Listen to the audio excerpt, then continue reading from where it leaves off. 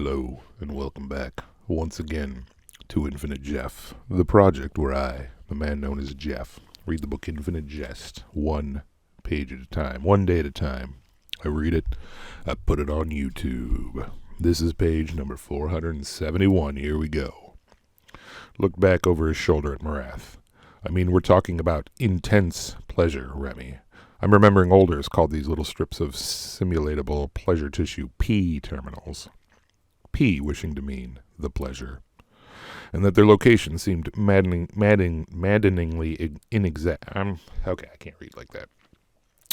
And that their location seemed maddeningly, what a word, maddeningly inexact and unpredictable, even within the brains of the same species. A P terminal turned out to be the right up to next to some other neuron whose stimulation would cause pain or hunger or God knows what.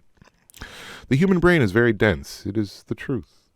The whole point is that they weren't doing it on humans yet. It was regarded as radically experimental. They used animals and animal lobes, but soon the pleasure stimulation phenomenon was its own separate radical experiment, and while the second-string neuro team stuck with the epileptic animals, Older or Elder, some Anglo-Canadian name, headed the team to map these what he called, quote, rivers of reward, the P terminals in the lobes.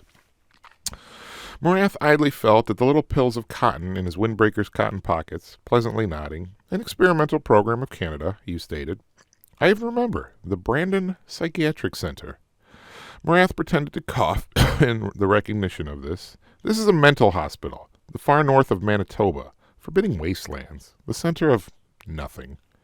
Because they were theorizing that these, quote, rivers, or terminals, were also the brain's receptors for things like beta endorphins, L-dopa, Q-dopa, serotonin, all the various neurotransmitters of pleasure.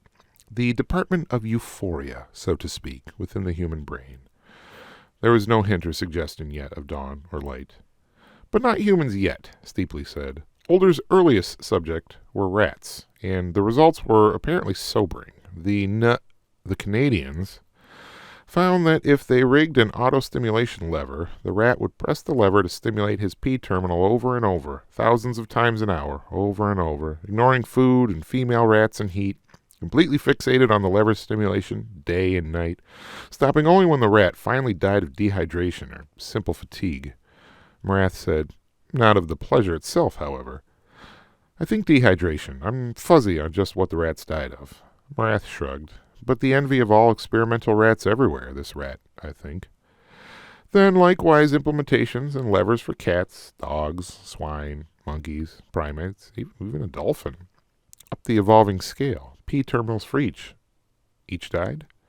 Eventually, Steepley said, or else they had to be lobotomized, because I am done with page number 471 on Infinite Jest.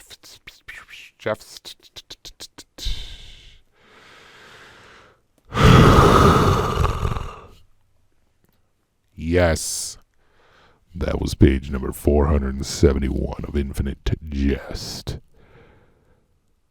I am wishing all of you a good evening.